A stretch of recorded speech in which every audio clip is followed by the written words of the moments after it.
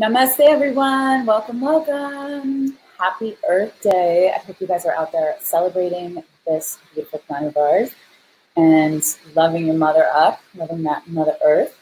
I am Ashley Turner. I'm a yoga and meditation instructor for over 18 years, and I'm a licensed psychotherapist. And I'm so happy to be here with you today. We're going to dive into, for yoga teachers, how to build your yoga business. 5 ways to think and act like a boss to build your yoga business. So for those of you that are just tuning in, please jump into the comments and tell me where you're from, who you are, a little bit about yourself. I really want to get to know you. Again, this is 5 ways to think and act like a boss to build your yoga business. So, hey, Allie. Yay, Allie is tuning in from Ontario. She is assisting me in my upcoming yoga Psyche Soul training here in Venice. So good to see you on here, honey. Okay, so I am really passionate. Any of you who have followed me for any length of time know that I'm super passionate about helping yoga teachers build their business. And the reason is very simple, because I believe that doing yoga and teaching yoga is some of the most valuable work that's being done on the planet. You are creating clear transformation for people. Yay, hi Tara, she's also in our online program, Yoga Psyche Soul.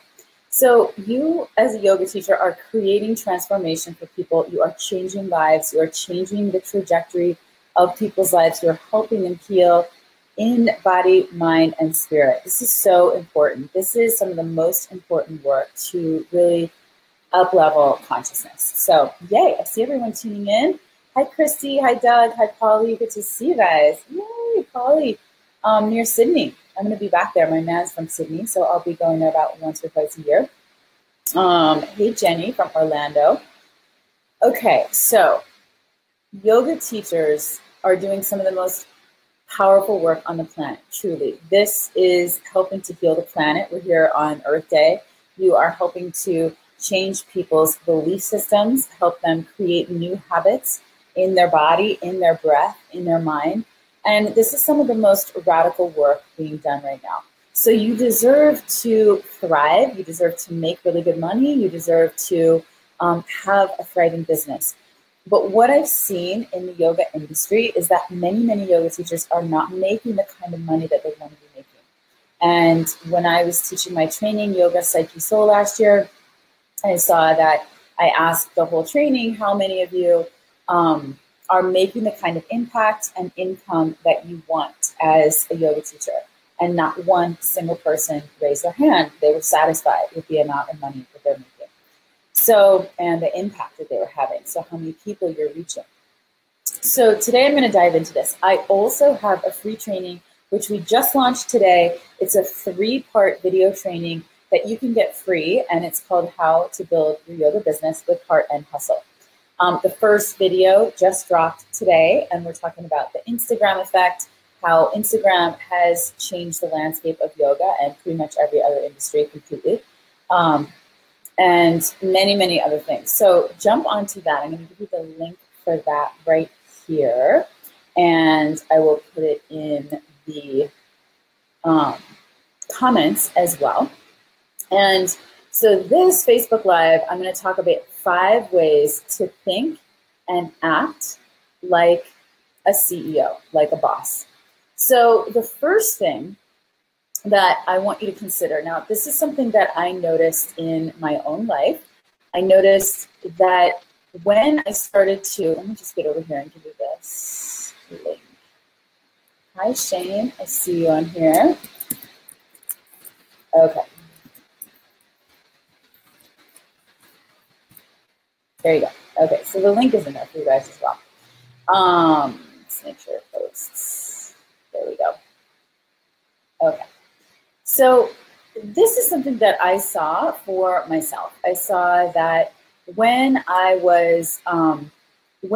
shifted my own mindset and when I really started to think of myself as a CEO, as an entrepreneur, as a business owner, I started to show up completely differently in my career. And this is really important. Most of us as yoga teachers are artists, visionaries, healers, we have maybe a little bit more orientation to the right brain in certain ways.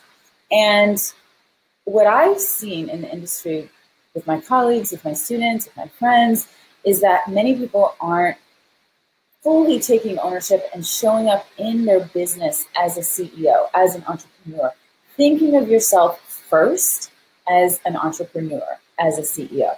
So even just changing the way you talk about your career and about what you do and who you are, this really, it will have a massive impact on your mindset.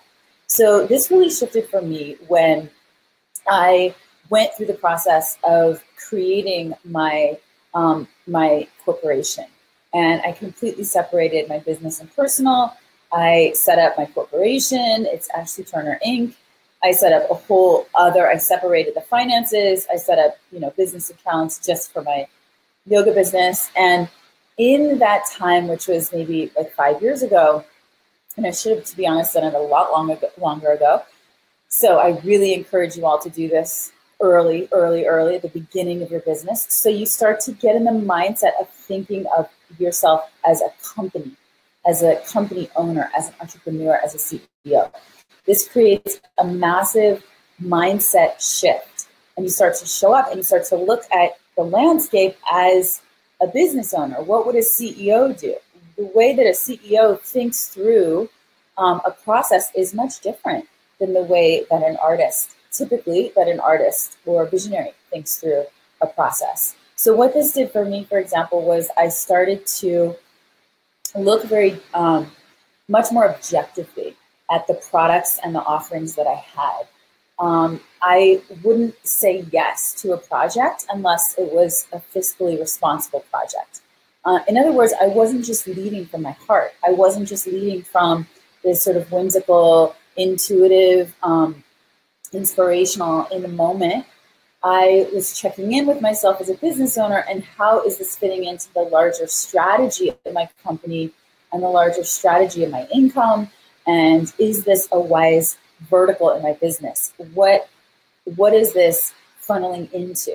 Because if something doesn't have, if it's not leading you somewhere else, it's not a wise choice. It's a dead end. And you end up spinning your wheels, which I did for many, many years. I was spinning my wheels, just kind of throwing spaghetti at the wall, trying to see what worked and what made money. And then I go to the next project or the next retreat. So I want you all to start thinking like a CEO, and every offering leads into the next offering. So this is, again, one of the reasons why in my Yoga Psyche Soul training, the whole entire last module, the 6th module, it's a 300-hour training, or you can do it online. But the whole entire last module is business and leadership productivity training for yoga teachers. Okay, so those of you that are just joining us, jump into the comments, tell us where you're from, who you are. So happy to see. Hi, Polly, she's in our class. Okay, 5 ways to think and act like a boss and to build your yoga business. Number 2, the 80-20 rule. Now, this is another thing. I made a huge mistake for the first decade of my yoga teaching. The 80-20 rule, and I'm sure you've heard this 80-20 rule in other things in your life, like 80% of the work, 20% of the work brings 80% of your profits, right? Or 80-20 maybe in health and fitness, where you're really good on your diet 80% of the time, and 20% you give a little leeway. The 80-20 rule that I'm referring to is spend, hi Katie, good to see you on here. Katie Brower, also a badass yoga teacher, amazing, out of San Diego. Check out all her programs. So the 80-20 rule is spending 80% of your time building your business and 20% of your time actually teaching. Because as a CEO, if you go back to number 1 and you're thinking like a boss, you're thinking like a CEO isn't the one that's out there as the forward-facing all the time. The CEO is behind the scenes, making sure that there are systems in place, everyone's doing their job, everything's running smoothly. They're looking at the larger picture and how they can improve the whole system. So in a lot of ways, this is calling on our yoga practice to be much more mindful in how we're spending our time, and and choosing things that are the most lucrative. So 80-20, and again, for many visionaries or artists or musicians, yoga teachers, we get into it because it's what we love. And we don't realize that to create a thriving business, we have to spend a lot of time working on and in the business. So setting up systems, getting your business model really tight, looking at things, so maybe returning emails or working on promotion and working on marketing, working on building content that's going to drive people to your end product. And you're probably spending about 20% of your time actually teaching yoga in front of people. Now, for me, I made this huge mistake for at least the first 10, 12 years of my career, which was I was spending 80% of my time driving around Los Angeles teaching classes. And that's not very good use of my time, because I was teaching 10, 12, 14 classes a week. And in the end of the day, I couldn't scale that business. So I got pretty clear on that and started to shift my whole model, where I would build in some privates, which are more lucrative, and then I would build in bigger programs, which you can scale. And then I went back to school to get my master's in psychology to build that in as another added value to my career. So just think about spending more time working in your business, working on your business, and about 20% of the time is actually going to be you in front of people teaching yoga. So if you look at your week, love for you to think about that when you schedule your week. In other words, one day of your week is teaching the yoga, and the 4 other days are building your business, are building your leads, generating new leads, people that are interested in your work, getting yourself out there. Okay, number 3, watch and emulate other industries. So this is very important advice that I got early on in my career, luckily, which is to look to other industries for inspiration and for what works. So to be honest with you, what I am, again, really passionate about is helping yoga teachers and studio owners build their businesses, be successful, because you're doing some of the most important work on the planet.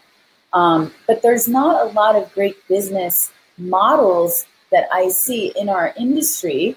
For when I was looking at people, it was coming up, in the 90s, early 2000s, and being a successful yoga teacher was to go tour around the country and then tour around the world.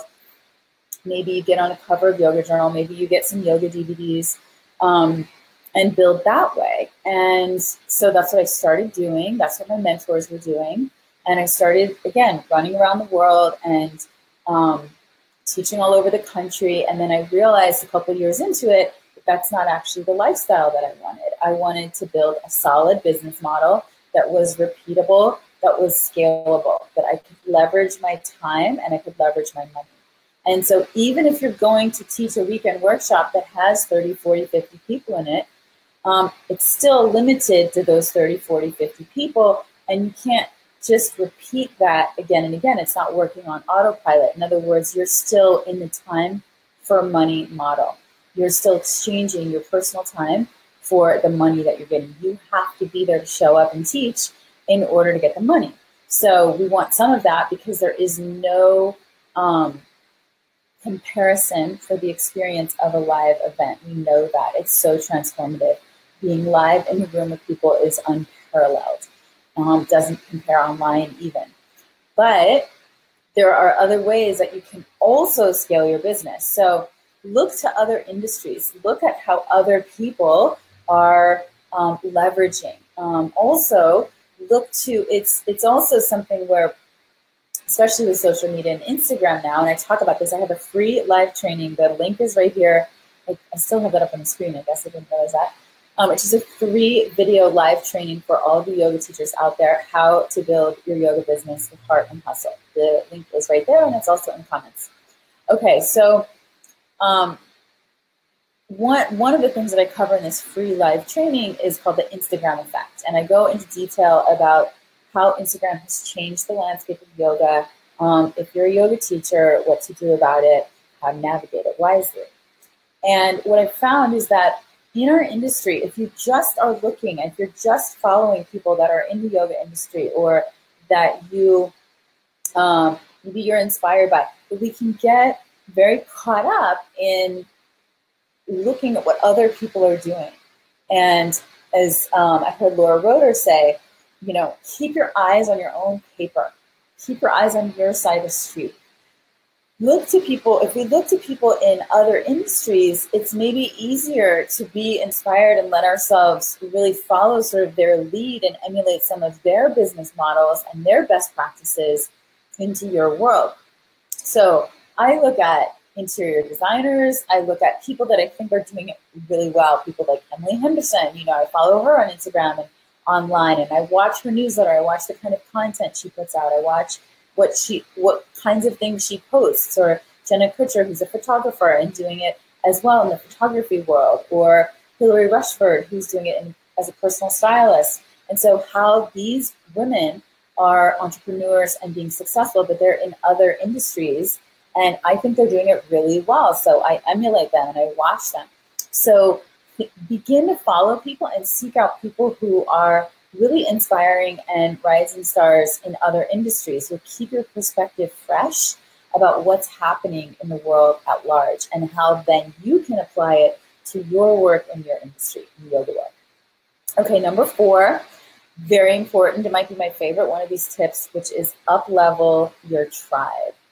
Up-level your kula. Kula means our community or our sangha, our community of like-minded truth seekers.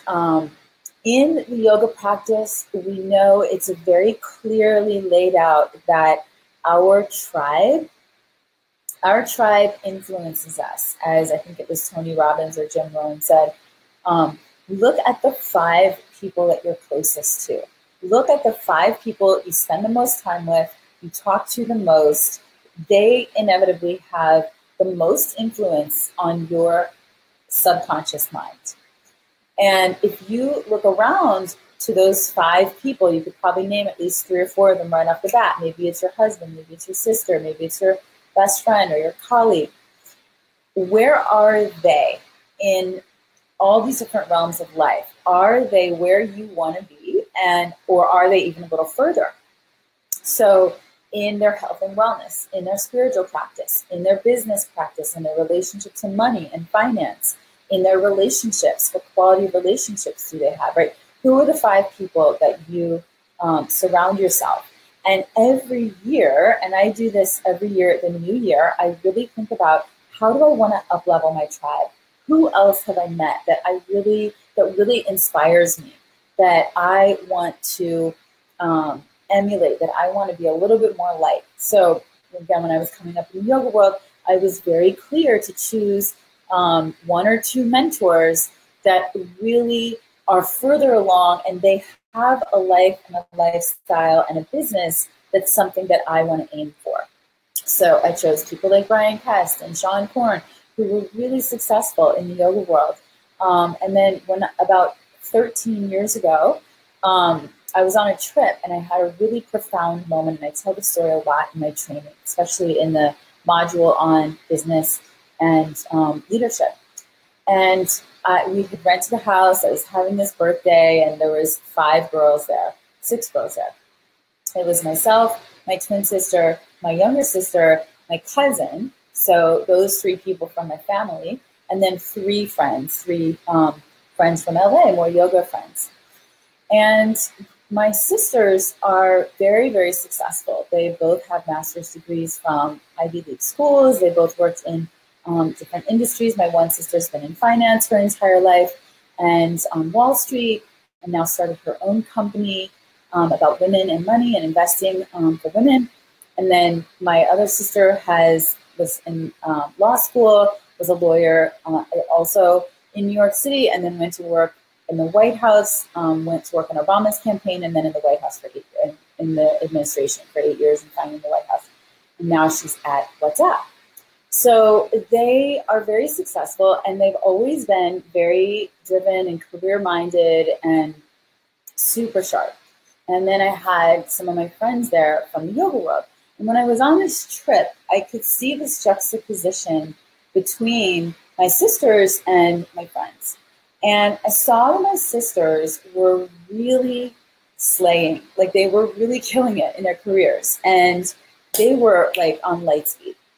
And I saw that my friends, my girlfriends from LA, were kind of much more lackadaisical and chill and not that motivated or ambitious in their careers. They were really amazing teachers, but they weren't really business owners. If you go back to the first tip I gave you, think like a CEO.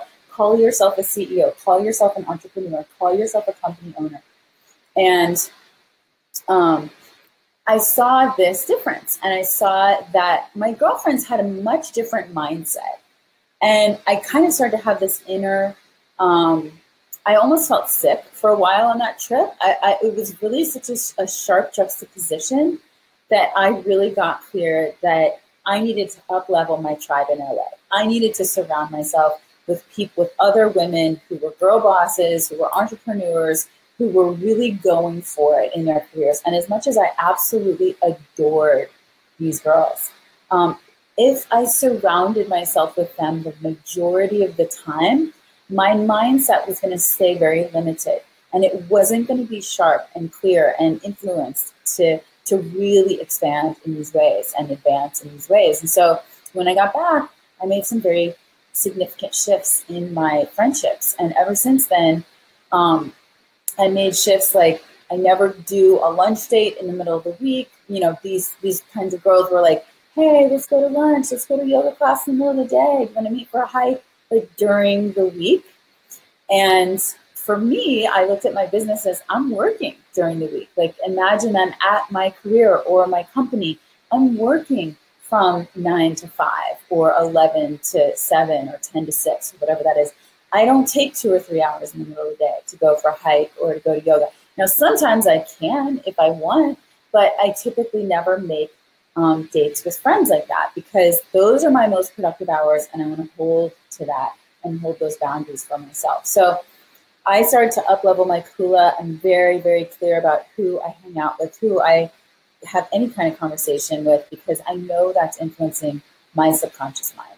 And so I want to be around people that have a great relationship with money, that are thinking about leveraging their career. And it's not all about ambition or the financial bottom line. Of course, it's about vitality and joy and dharma and service.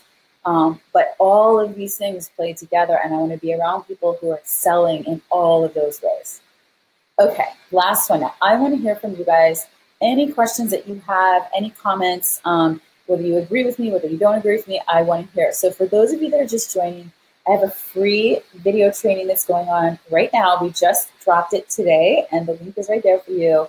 That is, by the way, if you're looking at the screen, it is case sensitive. And the link is also in the comments above. Okay, the fifth way to think and act like a boss and build your yoga business is to actually have a business plan, actually have a strategy. So one of the first things that we talk about in my Yoga Psyche Soul Business module is knowing what your signature offering is. So you want to build your signature offering, and everything else that you do, this is back to the 80-20 rule, this is back to thinking like a CEO, everything else that you do funnels into this core signature offering. Now, this signature offering might be privates with you.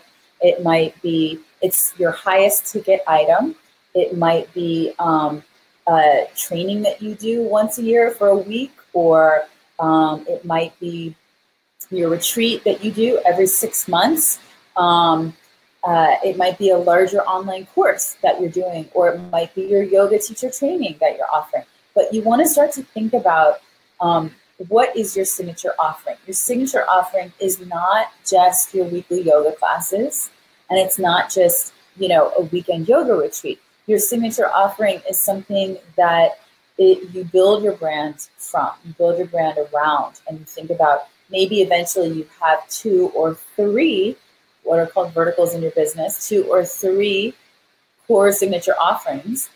But right now, let's just get one, right? And everything funnels into that. So I'm telling you, I didn't have this for the first 10 years of my career. I really only in the last 5 years started thinking about this, and it changed everything radically in my business.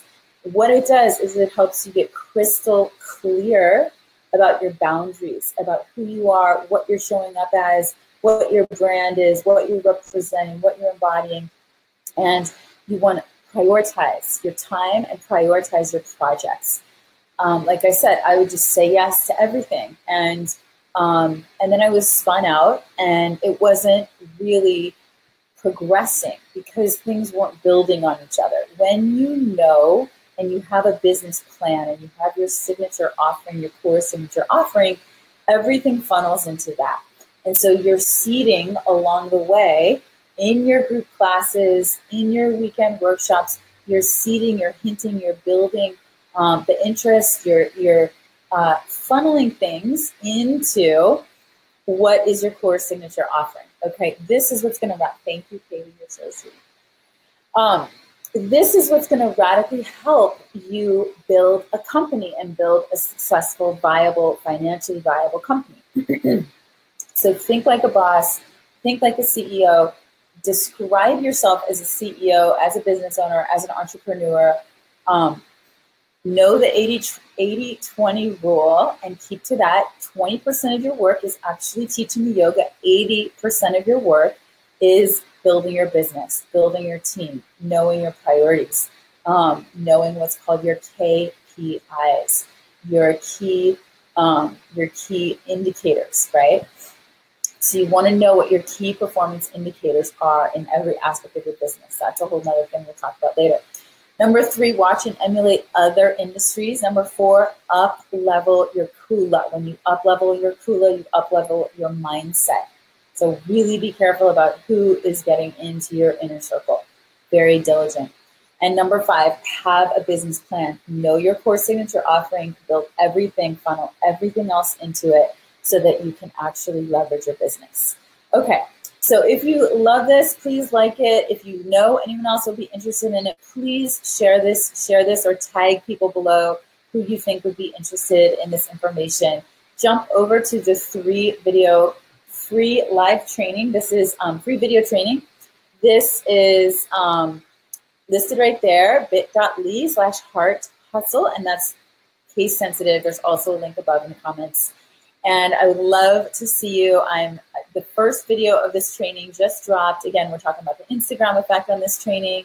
We're talking about knowing the number 1 key ingredient to teaching life-changing yoga classes. So jump over to the free video training. Thank you all so much. Please share this and like this, and I will see you tomorrow. I'm going to be on all this week. I'm going to be on Facebook Live at least once a day, maybe twice a day, if we're lucky. All right. Love you all so much. Namaste.